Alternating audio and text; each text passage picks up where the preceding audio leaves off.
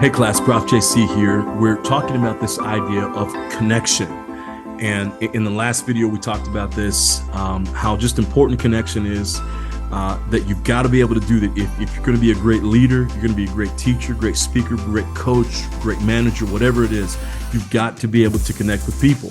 Now, you don't have to, okay? And I'm sure you worked with them before. There are a lot of leaders out there who've never connected with other people, but I'll tell you what, they are not the most effective leaders. If you want to be an effective leader, if you want to go the distance in leadership, you want to be around a long time, you want to do big things, you've got to be able to connect with people. Everything rises and falls on leadership, but here's the thing. Leadership is about getting things done through people. So you got to be able to connect with them, right? If it's just your title that you're relying on, that's not going to last you forever, right? And more than likely, that's only going to get you so far. You want to be the kind of leader that people look at, they connect with, and they say, I want to work for that person because of who they are. I think about our president, Dr. Bob Brower. And I remember when I first interviewed, so as a faculty member, you interview with the provost and the president, and obviously all the faculty of the school that you're going to work for. So I worked for the School of Business, and so I had to interview with all the faculty, and I had some individual. I mean, it was a lot. It was a long process, but my favorite part of the entire process, two parts. One was walking with the former dean, Dan Bothy. We were just walking around campus, and I really enjoyed that. But then another time was sitting in the room with Dr. Bob Brower, and to listen to him talk about leadership. And, we didn't have much to talk about. And so I just said, hey, since we've got a little bit of time here, can we talk about leadership? And to hear him talk, I remember I walked away and I said, I want to get hired at Point Loma because it's a great school, but I really want to get hired at Point Loma because I want to work for that man, Bob Brower. He's the epitome of what a leader should be. I'm getting chills talking about it. And that's what you want people saying about you one day, right? But it's because of that ability to connect. I mean, there's so many pieces that go into making a leader like that. It's time, it's a proven track record, it's integrity, you've seen someone who's lived their life long-term and they've had a lot of successes, progressive, consistent successes. But that's what we all want to get to. That's where I want you to get to, where people are looking at you one day and saying, you know what, that leader right there, that's who I want to be like. Well, here's how we do it. We've got to be able to connect. And so in this video, we want to talk about the 4 components of connection. And number 1 is this. Now I'm on page 53 in our book here. Again, this is an optional book that you could have picked up. It's not mandatory, but we're walking through it. These videos obviously are mandatory. Okay, the four components of connection. What people see, and that means connecting visually. So what people see, as soon as you walk in the door, you're making an impression about who you are. The first time people see you, the first time they see you present yourself, how you walk in the room, how you shake somebody's hand, how you carry yourself, what you're wearing, what you're not wearing, right? All these things make a difference in how people view you. Sonia Hamlin, this is John Maxwell writing here. Sonia Hamlin in How to Talk to People, How to Talk So People Listen, advises that between hearing and sight is the most important and powerful sense when it comes to communication. She wrote, as a species, we remember 85 to 90% of what we see, but less than 15% of what we hear.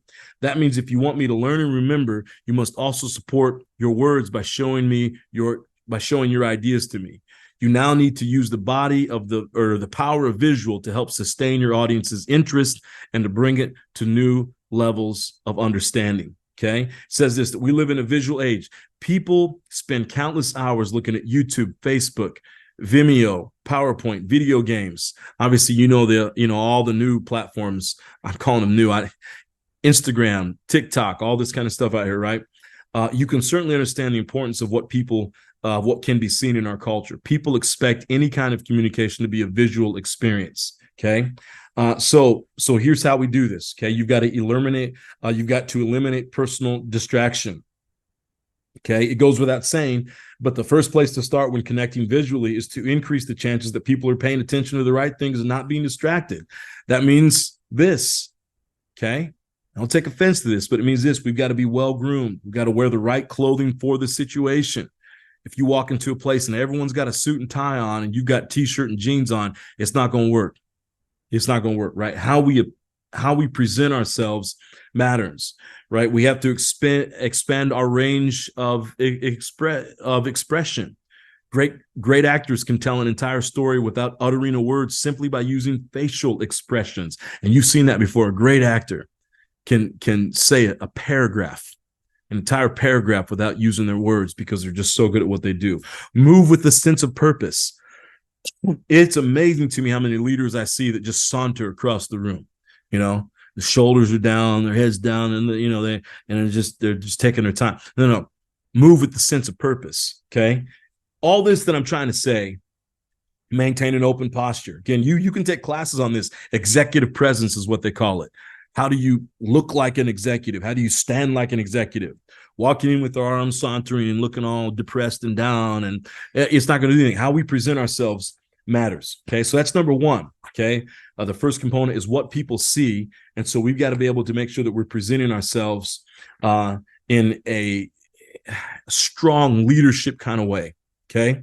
Number two is this, what people understand. So connecting intellectually with people. To effectively connect with people on an intellectual level, you must know two things. You must know your subject and you must know yourself. And I would add a third thing in there. You need to know the audience, right? You need to know the crowd. You need to know the person you need to know the group of people that you're communicating with. Okay. The first is rather obvious, right? You got to master your subject. Everyone's heard another person expound on a subject about which he knows nothing, he or she knows nothing. At best, it's comical. At worst, it's torturous. But most of the time, it simply comes across as inauthentic. As jazz musician Charlie Parker once observed, if you don't live it, it won't come out of your horn. Okay? So basically what that means is that you've got to be able to know you got to know your stuff. You got to know you got to know the context, you got to know your stuff. Speaking about know you, so right now we're talking about, leadership, speaking, especially if you're new to leadership or let's say you have to move somewhere so that you can lead. Yeah, you got to get to know the culture. You got to get to know the people around you. But if you're speaking, especially, you walk in, you've got to make some references to their home, but make sure you make the right references. Okay. I went up to speak. This is almost a year ago. I went up to speak my first time in Colorado, a group of people. Now, Colorado is the home of Coors beer. Okay. Now I'm 44, so I can say this. I've had Coors beer before. It does not taste good. I don't have it's just not a taste I recommend. And I know a lot of people that can't stand Coors beer. So I go up to Colorado and I'm telling them all it's my first time there, and I'm telling them all the amazing things and Garden of the Gods and the mountains and how beautiful it is.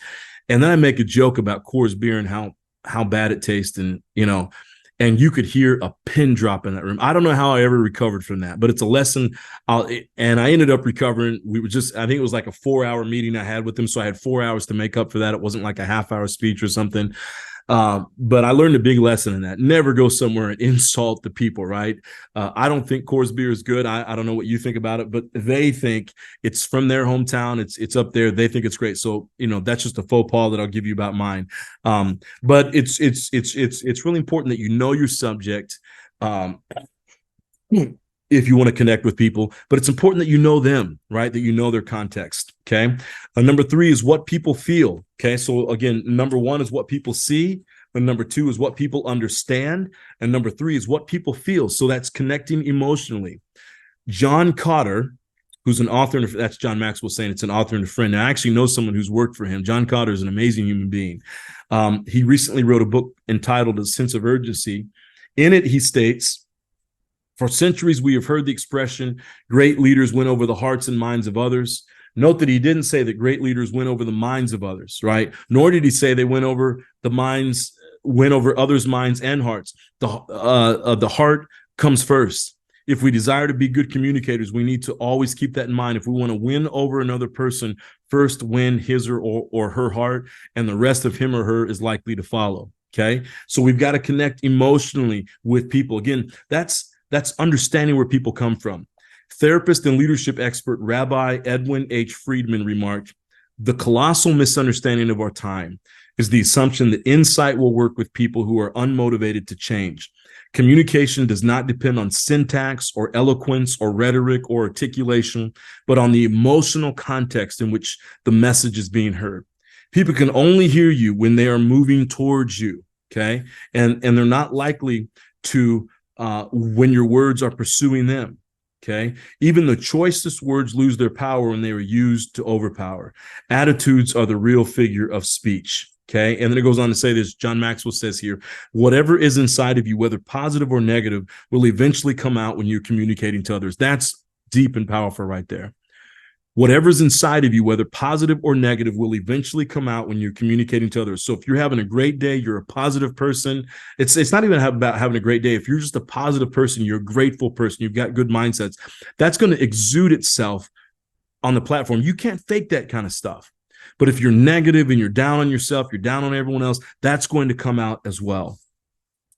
Great quote here. As a man thinks in his heart, so is he. And that's really true. People may hear your words, but they feel your attitude, right? So if you walk in with a bad attitude, you don't like, the people there, it's going to be clear. I remember when I was, this is a personal example. Back when I was a kid, I went to a small church and we'd have these guest musicians come in and sing. And we had this, I'll never forget them to this day. We had this band come in and it was a family band. Okay. And they're just between you and me, they're just the worst, right? They're not very talented, but they'd come and sing at our little church and we give them a little love offering. They'd be on their way. But that night, something was going on in that family. And the guy, it was a guitar, his guitar wouldn't work. And he threw the biggest fit in front of the entire church, right? And our church, because it was a small church, it was packed that night. There's probably 150, 200 people in that room. And this guy throws the biggest fit up there. And he was mad at his dad. He's mad at his mom, mad at the whole team. He kept saying, I told you this wouldn't work. And I'll never forget. I mean, I'm still talking about it, right? I was probably 6, 7 years old when that happened. And now I'm almost 40 years later and I'm still bringing it up. His attitude. And I remember he just said, the whole night was awkward because of what he did. And so we got to be careful how we make people feel. Fourth and finally is this, what people hear. Okay. So it's what people see. Excuse me. We're getting lost here. What people see, what people understand, what people feel, what people hear. What we say and how we say things makes quite an impact. People respond to the language that we use. The words we choose to speak to our spouse or children can either build them up or tear them down. That's huge. They can make or break a deal. They can turn a boring talk into a memorable one. I think that's really important for us to understand that one line right there. The words we choose to speak to our spouse or children, and I would say to anybody, to the people we work with, the people we lead, the people who lead us, right? They can either build them up or tear them down. And so that's a question that you need to ask. Are you wanting to build people up?